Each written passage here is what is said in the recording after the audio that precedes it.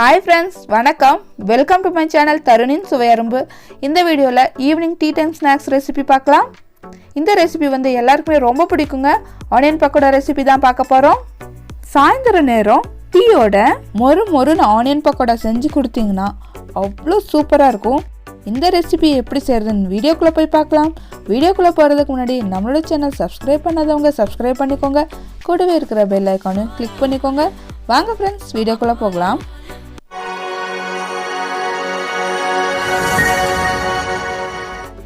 ஒரு பவுலில் சன்னி வச்சுருக்கேன். சன்னி வச்சதுக்கப்புறமா ஒரு கப் கடலை மாவு ஆட் பண்ணிக்கிறேன்.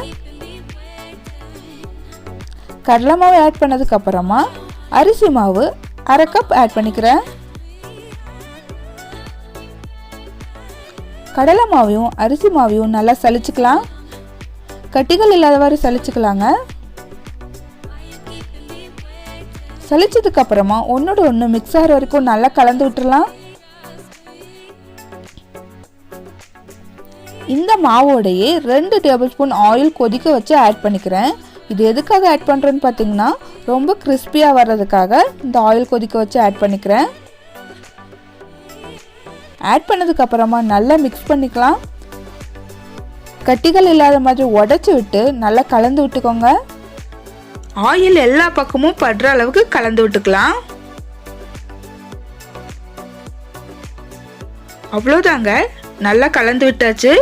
கலந்து விட்டதுக்கு அப்புறமா இப்படி பிடிச்சா பிடிக்க வரணும். மாவை ஒரு சைடில் வச்சிடலாம். அடுத்ததாக பார்த்தீங்கன்னா வெங்காயம் எடுத்துக்கலாம். வெங்காயத்தை இந்த மாதிரி ஸ்லைஸ் பண்ணிக்கிறேன். நான் இதுக்கு 5 மீடியம் சைஸ் பெரிய வெங்காயம் எடுத்திருக்கேன். கட் பண்ண வெங்காயத்தை நல்லா உதிர்த்து விட்டுக்கோங்க. காரத்துக்காக ஒரு பச்சை மிளகாவை குட்டி குட்டியாக நறுக்கி வச்சிருந்தேன், அதை ஆட் பண்ணிக்கிறேன். 1 டீஸ்பூன் மிளகாய் தூள் ஆட் பண்ணிக்கிறேன். 1/4 டீஸ்பூன் மஞ்சள் தூள் ஆட் பண்ணிக்கிறேன். கரம் மசாலா தூள் அரை டீஸ்பூன் ஆட் பண்ணிக்கிறேன். உப்பு 1 டீஸ்பூன் உங்கள் சுவைக்கு ஏற்றவாறு ஆட் பண்ணிக்கோங்க. சோம்பு 1 டீஸ்பூன் ஆட் பண்ணிக்கிறேன். இஞ்சி பூண்டு விழுது 1 டேபிள் ஸ்பூன் ஆட் பண்ணிக்கிறேன். பொடியாக நறுக்குன கருவேப்பிலை ஆட் பண்ணிக்கிறேன். அடுத்ததாக பார்த்தீங்கன்னா பொடியாக நறுக்குன கொத்தமல்லி இலை ஆட் பண்ணிக்கிறேன். இது ரெண்டையும் ஆட் பண்ணதுக்கு அப்புறமா 5 பல் பூண்டு ஆட் பண்ணிக்கிறேன். பக்கோடா ரெசிபிக்கு இடிச்ச பூண்டு ஒரு தனி சுவையை கொடுக்கும். அதனால 5 பூண்டை இடித்து நான் ஆட் பண்ணியிருக்கேன். இது எல்லாத்தையும் சேர்த்து மிக்ஸ் பண்ணும்போது வெங்காயம் தண்ணி விட ஆரம்பிக்குங்க.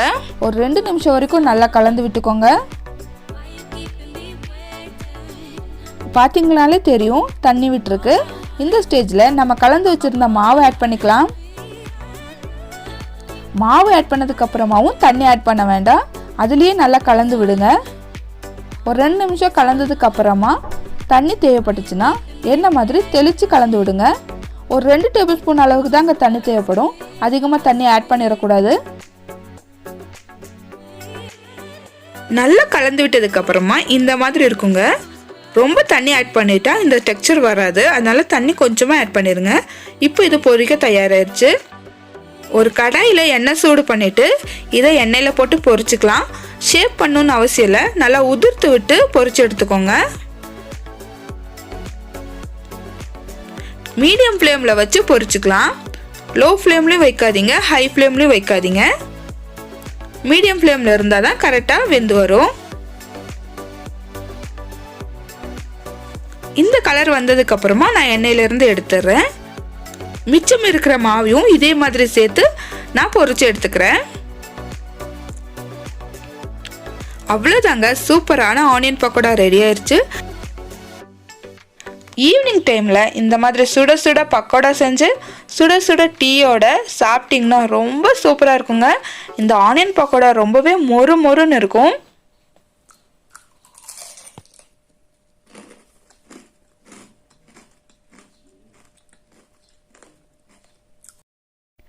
இந்த அளவுக்கு கிறிஸ்பியாக இருக்குங்க. டீயோட சாப்பிடும்போது ரொம்ப சூப்பராக இருக்கும். இந்த ரெசிபியை மறக்காமல் ட்ரை பண்ணி பாருங்கள். ட்ரை பண்ணிவிட்டு எப்படி இருந்துச்சுன்னு எனக்கு கமெண்ட் பண்ணுங்கள்.